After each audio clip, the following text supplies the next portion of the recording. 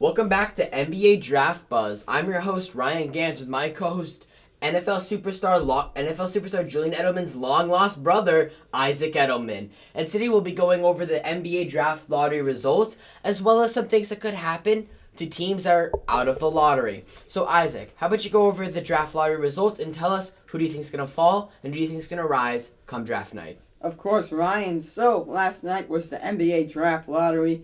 And of course, look, a lot of surprises as usual. But there wasn't a surprise as the number one pick in the NBA Draft will be the Detroit Pistons. And that's not a surprise as they finished with the worst record in the NBA. And to go quickly, the second pick will be the Rockets, third Cavaliers, fourth Raptors, five Magic, six Thunder, seven Golden State, 8 Magic, so that's their second pick, 9 Kings, 10 Pelicans, 11 Hornets, 12 Spurs, 13 Pacers, and then Golden State at 14, which is also their second pick. For sure. I mean, there's a lot of things that could happen. We all know Cade Cunningham is most likely going to go number one overall, but I think the real issue is going to start at number two. Majority of people have Evan Mobley, the center from USC, center/forward, as their number two prospect. But as we know, the Houston Rockets saw a breakout year from center forward Christian Wood, and that team is really looking more for a ball-controlling point guard or a heavily defensive small forward like a Jonathan Kuminga. So that brings up the point. Do the Rockets potentially reach on trying to get a guy like Kuminga, maybe on a BJ Boston, or do they try to move Kevin Porter Jr. to the one and draft a Jalen Suggs, or do they try to run a defensive unit in Wood and Mobley?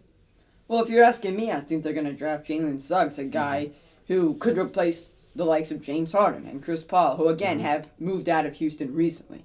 And look, Suggs averaged 14.4 points on Gonzaga, a team that made it through March Madness. They didn't win it all, but they were this close. And I'd say the Rockets will probably draft Jalen Suggs.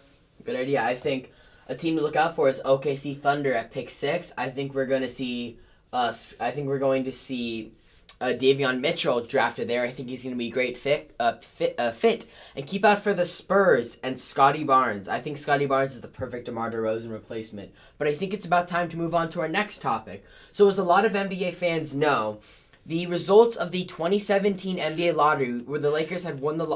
we have a caller. Caller. Okay, perfect. Let's see what he has to say. Hey guys, thanks for letting me on the show. So I know you guys touched on high prospect Cade Cunningham. Yeah. How do you think he would fit in with the young Detroit Pistons roster? I think he'll fit in with the Detroit Pistons roster perfectly. I mean, they have Sadiq Bey, who really came out of nowhere, and not came out of nowhere, but not a lot of people expected him to play the degree he played. They have Jeremy Grant, and of course they have Isaiah Stewart, as well as of Killian Hayes coming off injury next year. So they're going to have a roster of Killian Hayes at the 1, Cade at the 2, Bey at the 3, Grant at the 4, Stewart at the 5. That's a team that come 2-3 years down the line, they're not only a playoff team, but they're a championship level team. So I could definitely see the Cade Cunningham fitting perfectly, winning Rookie of the Year, and really propelling the Pistons maybe even to an 8 seed or 9 seed with the play-in appearance. I think that is the best case scenario for the Pistons, and I think the only better scenario for Cade would have been the Thunder. But Detroit is probably the second best scenario just because of the amount of weapons and young guys he'll have to grow with.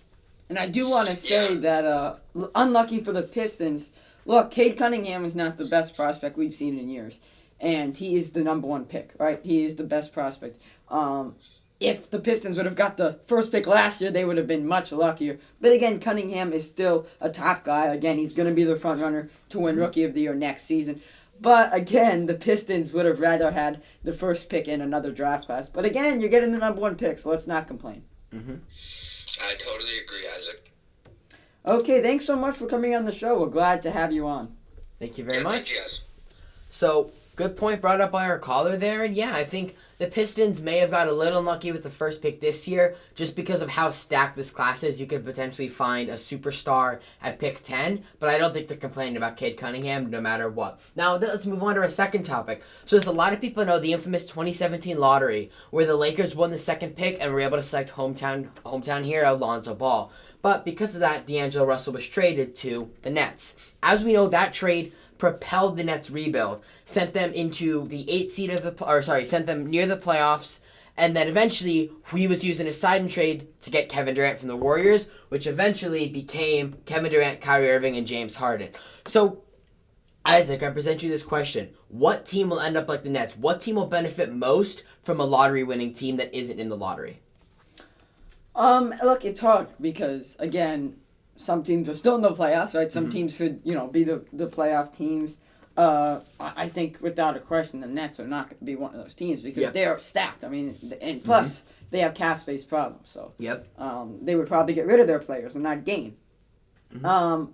I would have said the Magic, but again, they of course have 2 picks, and I do want to stop for a second. The Magic may move up just a few spots to get Evan Mobley, a guy they've been high on. He averaged 16.4 points per game and 8.7 rebounds per game at USC. So he's a guy. But look, I think the Boston Celtics are a team because they never get high draft picks.